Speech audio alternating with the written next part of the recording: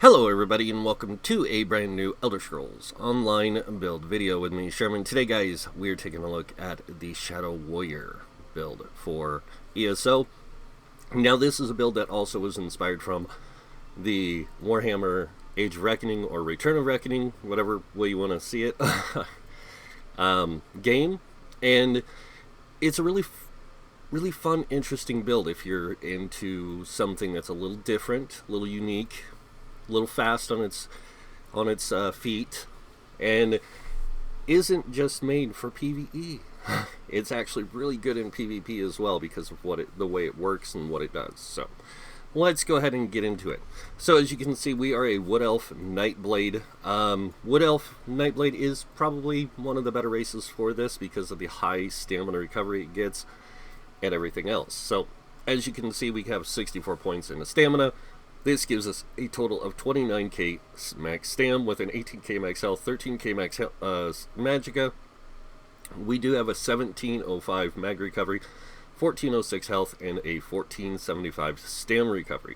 We have 3274 weapon damage with a 59% weapon critical. We do have 1600, sorry, spell damage with a 27% spell crit. We do have 14,000 spell resist with a 14,000 physical, and then we have 1320, the base critical resistance. Moving on, we have the Thief of Mundstone, major savagery at all times, of course, and then we are using Dubious Cameron Throne for the max stamina, max health, and the stam recovery. There is better food than that. Alright, now that I've shown you that, we're going to move on to sets. Now, sets are always something that I get questioned on. Sherman, why do you pick these sets? Why do you use those particular setups? This setup is something that I have used for a long time on the live server. I don't use the Veladrit's monster set. I do use Krogs instead because I like the higher burst that it offers for the way it plays. But Veladrit's is going to give you the better damage potential in the long run. So Veladrit's is our monster set. As you can see, it adds 129 weapon damage on the 1-piece. The 2-piece, when you deal damage, you have a 20% chance to spawn 3 disease spores in front of you after 1 second that deal 14,000 disease damage to the first enemy hit. This effect can occur once every 8 seconds. Again, it's a nice set, but it's got an 8-second cooldown where Krogs is like a 5-second or something. So I do like this set. It's good for what it does. Moving on, we are using Hunting's Rage, sorry. Hunting's Rage is actually really good for this. 2-piece weapon crit, 3-piece max stam, 4-piece weapon crit, and then the 5-piece adds nothing but 300 weapon damage. Really good. Last set we are running is the Night Mother's Embrace. Now, there's a Night Mother's Gaze crafted set and a Night Mother's Embrace drop set. Now this drops in, I gotta go look now because I can't remember the name. Sorry guys. But this drops in Deshawn. And it is, again, a very good set for what this build does. So this build is primarily like a sneak in, quick kill, get out kind of build. So this does get that improved sneak. But let's go over the total bonuses. So 2-piece max stam, 3-piece weapon damage, 4-piece stam recovery, 5-piece weapon damage, and then the other 5th-piece bonus is reduces the radius you can be detected while sneaking by 2 meters and reduces the cost of your sneak by 25%. This build works really good for Thieves Guild stuff. It works really good for the Assassins, the Dark Brotherhood, and it works really good in PvP as a stealth assassin. So, moving on now to the traits and enchants on the gear. Starting with traits on our body pieces. Helm and legs. Again, I do use a standard setup here, so both invigorating. This increases health, magic, and stam recovery by 16 per piece, so 32 in total. Then moving on to the chest piece, we are using a reinforced heavy armor chest piece because Hunting's Rage is craftable, so this allows us to craft a heavy chest, which is really nice. And then we have a light belt. And let me get through the traits first before I get ahead of myself. So moving on to small pieces, all divines, increasing Mundstone effect, and really good for that higher crit capability. Now moving on to the enchants, we have 3 enchants on the big pieces that are going to give you the tri-stats, and this is, or we're going to be using tri-stats, and this is going to give you that overall better magicka health and stamina pools for the way this build plays. Next up we have the 2 divines, or the 4 stamina enchants. Again, on the smaller pieces, this is to maximize your stamina pool. And then going over the armor type. So we have a light belt, heavy chest, everything else is medium. This is going to give you the best overall resistance pool and survivability you can have in the game. Now, if you do use a different set like Briarhearts or something like that, a drop set on the body, make sure you get a heavy helm and a light shoulder. Your resistance will drop. I'm gonna let you know that now. It'll drop by about 1,000 almost. Alright, and then moving on to the jewelry, traits, and enchants, and excuse the sound in the background, that is my furnace for keeping my house warm. Alright, going over the 2 rings here, we have 2 Trirune rings, weapon damage, and a bloodthirsty necklace with a reduced stamina cost. Now this is really good because this saves us stamina in the long run. We already have a really high stamina recovery, we don't need much more. If you aren't playing a Wood Elf, I would suggest a stamina recovery instead on a bloodthirsty, but because of this, it's really good. So the bloodthirsty trait increases your weapon and spell damage against enemies under 90% health by up to 350. So 350 weapon damage is really good when added to what you already have already, and this does get amplified.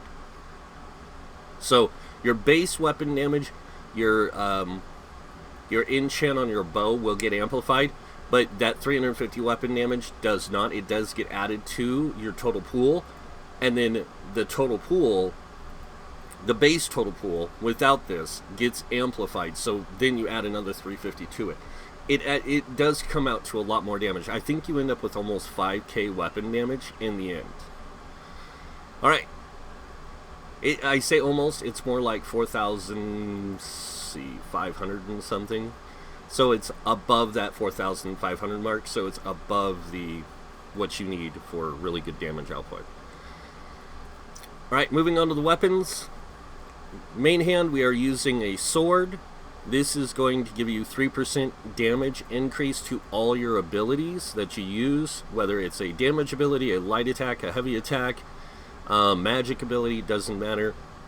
You're going to get that extra 3%. And the infused is going to increase the enchant that we're using, which is oblivion damage. Now, a lot of people are going to say oblivion damage isn't that good, but it does go through anything. It goes through shields, it goes through resistances. They will take that full 2,437 damage no matter what.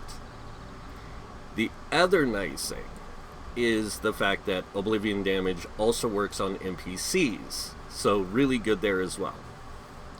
Next up, we have a Nirnhoned weapon with a stamina, absorb stamina enchantment. This does physical damage and gives you 177 stamina back. The Nirnhoned is going to increase the damage of this weapon by 15%. So you can see this weapon deals 1535 damage. It is a dagger, so we actually get 3% more crit with it. Moving on to the back bar, we are using an infused bow with a weapon spell damage enchant. I get asked a lot, again, why to use infused weapon spell damage. It's because it does give you that greater damage potential, and that 452 gets added to your total pool. So, if you don't know how base weapon damage works, is you have your flat weapon damage, which is the 3274. If you have a potion active and it gives you increased weapon damage, the 20% major savagery, it also increases your base pool. So it takes that 20% or the base pool and increases it by 20% overall. So it's really nice when you have that 452 added to that base pool, and then you get that increase. So really, really good. All right, moving on now to our skills. So as I always tell people, you have your base skills here, your class skills, and passives. Make sure you unlock all of them, because you never know when you might need them. Okay? And it comes in handy in the long run. Weapon passives, also for the ones you're using, unlock. And then on armor, make sure you unlock your light, medium, and heavy passives you're going to be using. So for light armor, you will use the top 3. Medium armor, it is a medium armor build, so you want all of them. And then heavy armor, you want all 3. Alright, now let's go over the skills we have on our bar. So starting with our first skill, we have Ambush.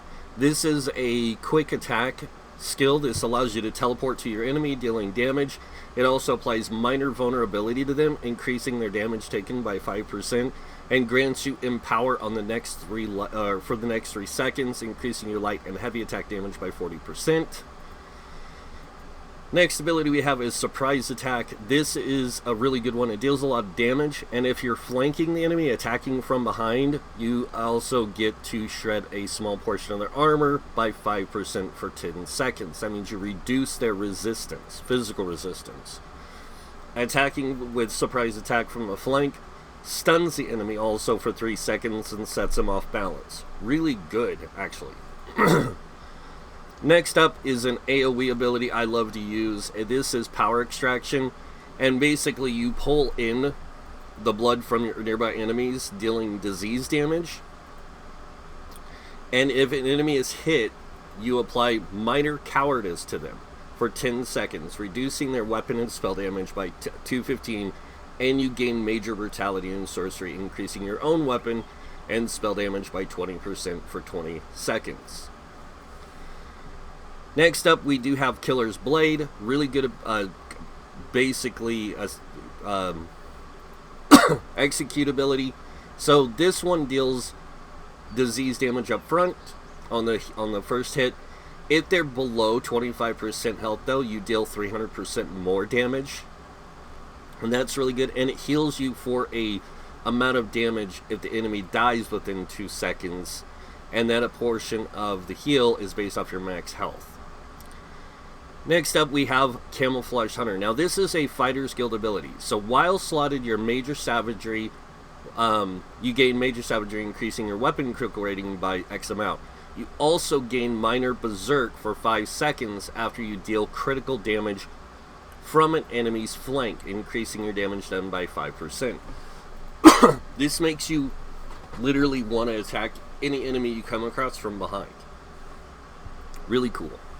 And then we have our Incapacitating Strikes, our ultimate. And I do apologize for coughing so much, guys. Can't help it. So, ravage an enemy with a swift strike, dealing 13,000 disease damage and causing them to take 20% more damage from your attacks for 6 seconds. If you cast the ultimate, or cast with 120 ultimate or more, the enemy is stunned for 3 seconds, and then while slotted, you gain Reeve, which restores 100 magic and stamina when you deal damage with a light or heavy attack on an enemy with a negative effect on them. So, again, sorry, didn't mean to cough so much.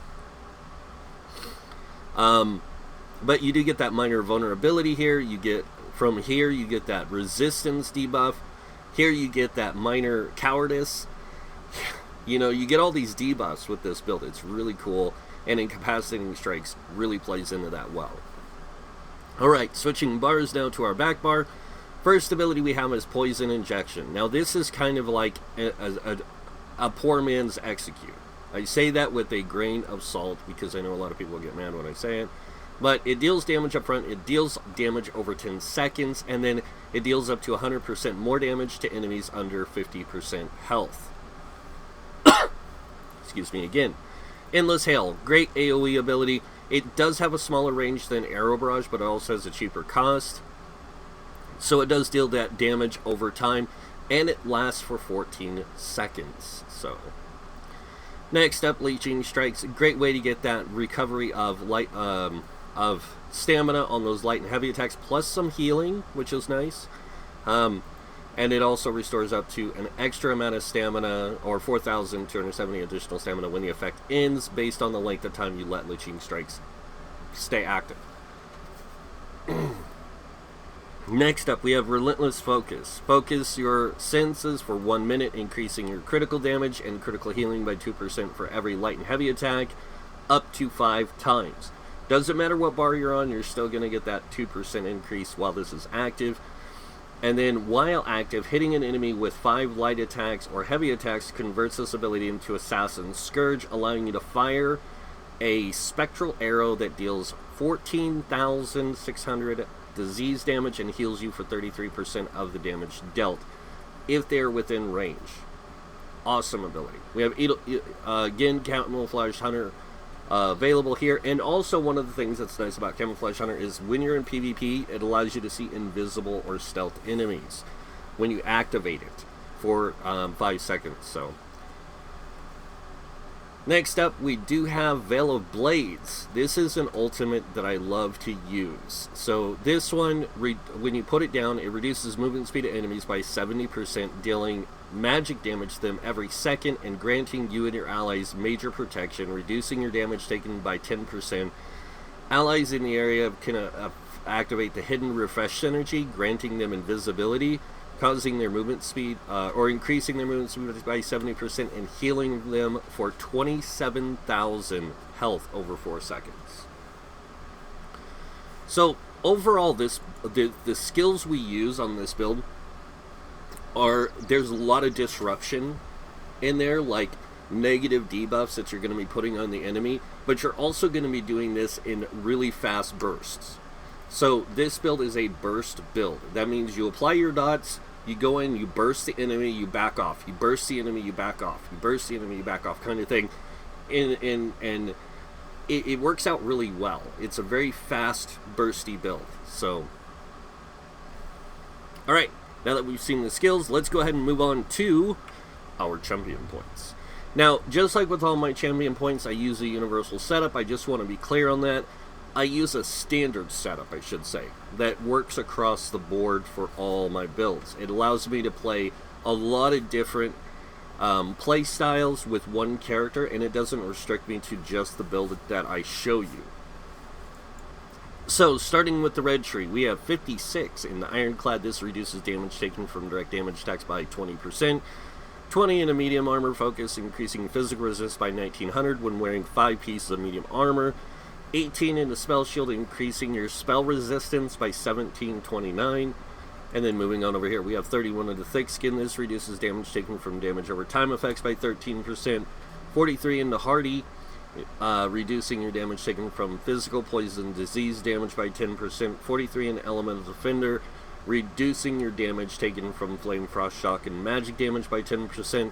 Moving on over here, I do put 40 into Bastion, increasing the effectiveness of my damage shields by 16%, because sometimes I like to use Spike Bone Shield from the Undaunted line, or I like to use some of the abilities from the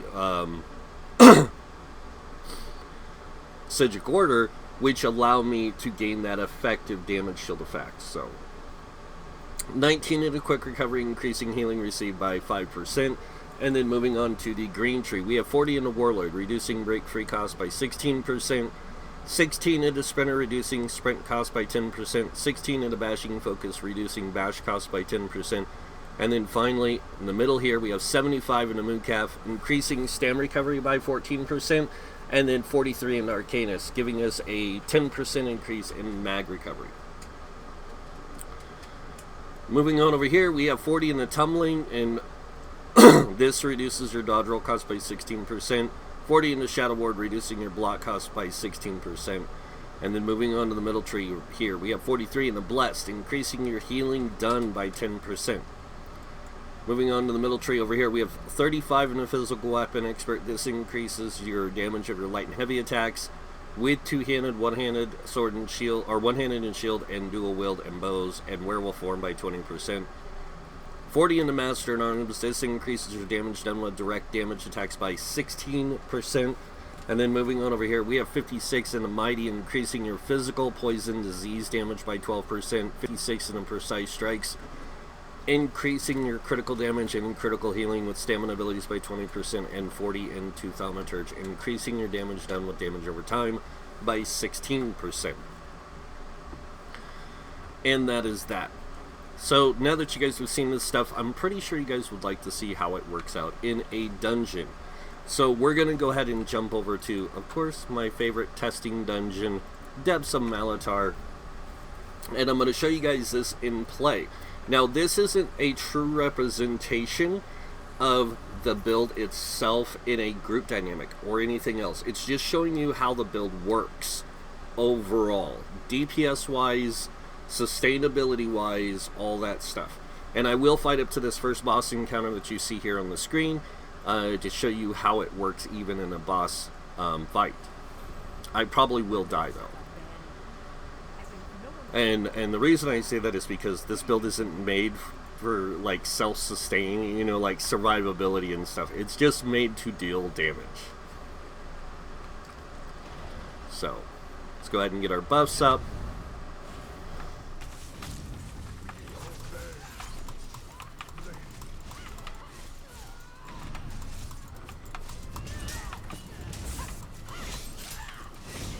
Oops.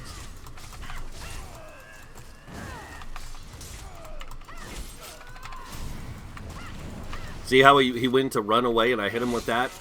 And it stunned him? Awesome ability for that. So I'm going to go ahead and use a potion now.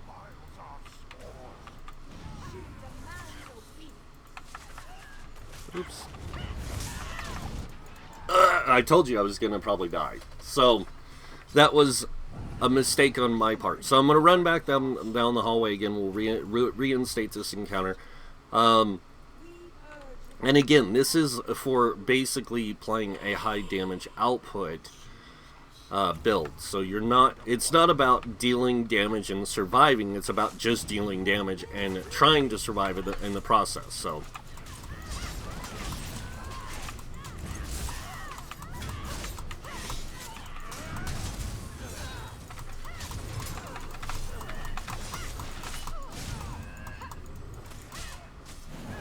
the wrong button.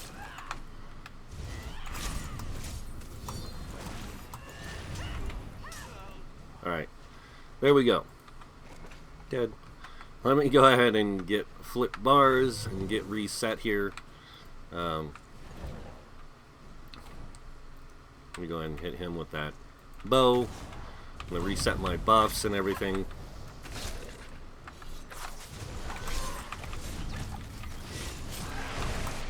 And death. And that's, again, like I said, that's because I'm not playing this build to be survivable. I'm playing the build to be a damage dealer. That's what its primary use is. But it also works really good for Thieves Guild and the Brotherhood. It also works really good in PvP for just being a quick hit and run thing.